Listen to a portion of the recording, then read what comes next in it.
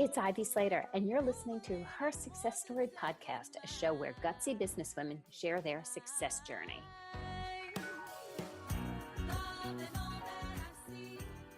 Hi, this is Ivy Slater, and welcome to today's episode of Her Success Story. I have what I consider a special treat today.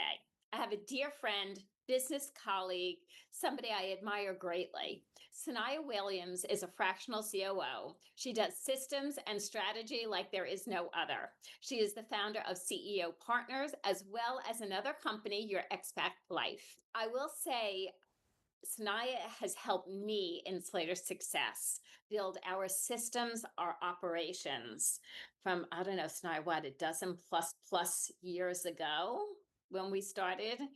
We both were kind of building companies. We connected. We actually formed a business relationship. I worked with Saniya a little bit and she worked with me a little bit. We did a lot of different things over the years. Most importantly, we formed a friendship. And that's one of the greatest blessings that business relationships build is truly long lasting, great, not just business, the relationships that have value, that transcend family and transcend, what we were just talking about before we started was woman to woman. So Sonaya, thank you for joining me here on Our Success Story. Thank you for having me. So I'm going to kind of say it's a really special moment to have Saniya on Her Success Story, as Saniya was working with me and helping me create her success story in 2017 that we launched in January of 2018. So it's about time we damn well had you on the show. I'm so happy to be here. It's been great to watch it come to life and grow over the 8 years? Yeah, it's kind of wild. Yeah, that's amazing. So share a little bit. I mean, your sweet spot in CEO Partners is you have, since the day I met you, with a financial background, operations background, you were always the person who saw how to put the pieces, the systems, and the operations in a company together. Let's talk a little bit about your story and how you got started. Yeah, so I'm a person that loves to see the big picture, and I think I got that from I came out of the banking industry, and I was developing a lot of business process operational systems for banks. And one thing I realized a lot of entrepreneurs don't have are processes. They live with everything in their head, and what I like to do is help them figure out how they can work smarter and not have the business rely solely on them, because that's not what they're really building the companies for, right? They're building the companies for freedom. But a lot of entrepreneurs get so stuck in the day to day that they don't think about what's next. So everything runs, just on what's in your head. And I found that's where a lot of entrepreneurs get stuck and sometimes fail in their business. So I started taking what I learned in corporate, taking it to entrepreneurial space and helping people create these playbooks for running their business. And then I fell into the online space and picked up the skills of launching and really doing business online. And I just started having fun with it. And from there, my business has grown and I've grown, I've moved many different countries. I've had kids. When we first met, you were a girl living in New Jersey. I was living in the city, so we were able to hang out. We did some fun things together. We didn't just work together; we did other fun things together. And then I remember the day you came into my office, and you're like, I met somebody, I'm going to London, was step one. And watching you over the years, and I think this is really so important for leaders to understand. I have watched you lean into opportunity for your life, and it has enhanced and not stopped you in growing your business. And hence, when we say about build a great business to live a great life, you are that leader who does that. Yeah, I love that because really the business is supposed to support your life. And I feel like I've had all these opportunities thrown at me. I've always loved to travel, but yet when I graduated college, I did what I was supposed to do. Go get a job, get a good corporate job, move up the ladder, and then you don't really have that much time to travel because you're so busy working. So then when the opportunity to travel came, my husband British, I went to the UK for 3 weeks. And from there it was like it was over. I was like, "Oh, I love it over here." And started to travel, and then, we grew a family, and he wanted to move abroad from the UK, which was Copenhagen. So we went there for 3.5 years. And yeah, it's just been And I remember opportunity after opportunity. FaceTiming with you with the girl Oh yeah. on the streets. So it's like you had the second baby, you had Elise, and you were walking with me and like and we and I think this is the important one of the important pieces here is we would try to schedule calls, and even today, like our calendars to make this happen is always an interesting activity. If anybody, everybody knows scheduling, but we would just like haphazardly FaceTime. It's like, oh look, I'm sitting here and here, and like, oh, I'm walking, and we would just be together wherever we were. Yeah. We made it work. Yeah. So Copenhagen, then you went back to England. Yeah, we went back to England. At the time, my daughter was struggling to speak English, so it was recommended for us to go to a one language environment. So we went back to England. We were there for 3.5 years. I thought this was it. We were, looking for a house. We're I never going to remember move looking for again. a house. Yeah, that's right. I called you about that too. And thinking about, do we want to stay in London? Do we want to move to the suburbs? Like, what is it? We had that conversation too. Which one thing I'll say is I'm grateful for, because I know that I can call you and be like, this is what I'm going through, whether it's in my business, in my personal life, and you will listen, you will relate, and you'd feed back to me something that I'm not even thinking about. And so that's one thing I love about having Ivy in my corner. Anytime. But And new opportunities came. yeah, that's it. I was settled, the girls were settled in England, and then my husband got this opportunity to come to the Middle East. And of course, in the beginning, I was like, the Middle East. Nobody really wants to live in the Middle East. Like, I I'm from mean, New Jersey. like, look at what's happening on the news. Like, you don't think of living in the Middle East. But then I was like, Copenhagen was Denmark, was never on my travel list either. And we loved it there. So we, went on the trip, visited, took the kids with us, and we loved it. And yeah, we're here now. So, in all of this, how have you managed to build a sustainable business, a growing business? Mom of two beautiful growing girls. You travel regularly. I will say you have lived in numerous places. How have you been able to stay focused on the business and not have your life derail it? Yeah, that's a good question. So it takes a lot of planning for sure. Like we have our quarters planned out ahead of time, and it's not only me. So I couldn't do this by myself. Like I definitely have a team that supports me in terms of my operations in the business and handling our client work. Because if it were solely relying on me and what is in my head, there would be no business. There would be no business, or there would be a business and there would be no traveling, Right. or there'd be a business and then my kids, would be babysat by the TV all day. So there's like give or take, and that's not the reason I started the business, right? I started the business because I wanted to be able to travel, and I wanted to be home when I had kids, right? So I was raised by a single mom. I watched her work multiple jobs, and I knew I didn't want that experience for my kids. So I wanted to be present with them. So like I take them to school, I pick them up. I'm not working when like right when they come home from school, and then I have that cutoff where I have, because my clients are in America, so I do some hours on Tuesdays and Wednesdays after they go to bed. But like having that structure has allowed me to still continue to grow the business, but enjoy my life and be present with my family. You focus very much on back end operations because you get how important operations. So I will say one of the first times I asked Saniya to come help me in Slater success, you looked at the company and you looked at my life and you looked at the team and said, well, something's going to give. So if you don't want to sacrifice this, let's build out the team.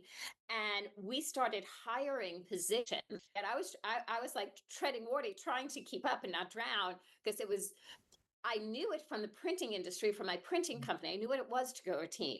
but I didn't quite get it for Slater success at that time. Today, based on what you helped me build back in way over a dozen years ago, probably 50, could be 15, but I'm afraid to count. Um, or I'm smart enough not to count. Either or. We now have a team of four plus some other people who come in for contract for clients, etc. What do you see as some of the greatest pieces of importance for leaders to think about in operations of their companies?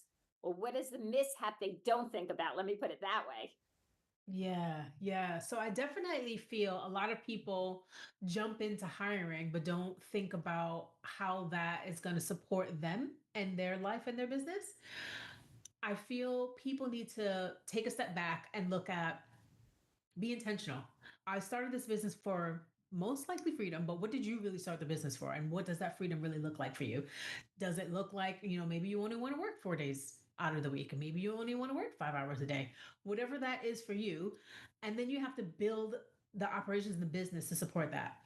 I also feel one of the biggest mishaps people wait too long before they start documenting how they do their work. Oh, Um, touche. Even if you're by So yourself, true. they wait until they hire, maybe I would say, to do this. But if you have your processes in place or something written down, you will know what skills and what roles you need to hire for beforehand. I think people, when you're in the freelance or solo entrepreneur space, you think you don't need the processes because it's just you, but then you're having everything in your head. So then when you need to go execute that process, you have to go back and remember what you did last time. Whereas if you had the checklist or you write down the step by step of what you did, say, for example, client onboarding, right? Because you want to give your clients a great experience. Great experience. You want to have it be, it's not boring to have things be the same, right? Have it be the same. And therefore, you have more space in your head to do the business development and the growth of the company instead of all the day to day stuff. Yes, I agree with you 1,000%. And I remember, some of the things I know myself well, been leading a business for over 30 years. I like to break rules. And you push back on me. They're like, you could break rules later. We have to create the rules so you could break them. You can't break the rules if you don't have them.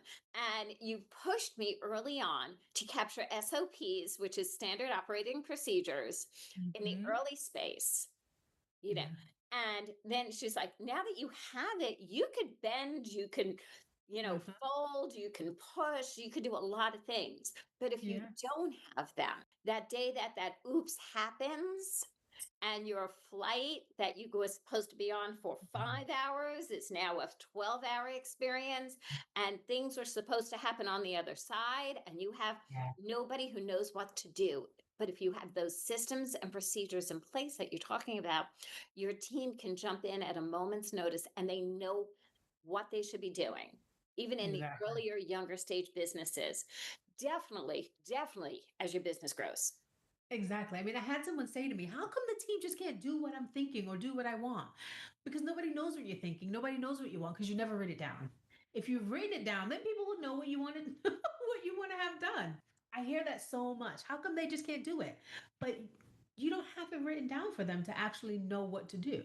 And I think people need to get over the fear and make the time to document. I mean, even if it's a few hours in a month, you would see such a huge difference in your business by having these things written down. Sanaya knows because we are still in touch and we communicate one way or another regularly. Sometimes it's on WhatsApp, sometimes it's on emails, and it's on whatever. We onboarded the end of last week a new executive assistant for me. Okay. And is going to be working with me and my director of operations. And in the onboarding process, Sunday night, I said they need not just the client list, they need Mhm. like my brain around the clients, Yeah. like who are the clients key people that we work with, the different parts of their team, and why we work with those people and what their roles are in the communications.